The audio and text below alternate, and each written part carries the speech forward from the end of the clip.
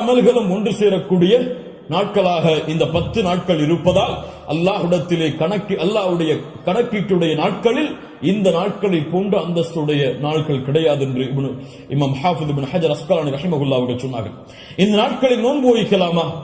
இதில் வரக்கூடிய 10 நாளில் 10வது நாள் நோன்பு வைப்பது ஹராம். ஏன்? ஈதுடைய நாள். இந்த 10வது நாளை தவிர வரக்கூடிய 9 நாளும் நோன்பு வைப்பது சுன்னாவா? முஸ்லிம் ரஹிமஹுல்லாஹ் இல்மை தேடக்கூடிய மாணவர்கள் என்பதால் இந்த விளக்கங்களை கொடுக்கிறேன். முஸ்லிம் ரஹிமஹுல்லாஹ் அவர்கள் சொன்னார்கள், ஆயிஷா ரலியல்லாஹு அன்ஹா அவர்கள் கூறுவதாக, மா ரஅய்து ரசூலல்லாஹி ஸல்லல்லாஹு அலைஹி வஸல்லம் ஸாயிமன் ஃபில் அஷ்ர் கத்து. கொஞ்சம் குழப்பமா இருக்கும், புரிய முயற்சிங்க.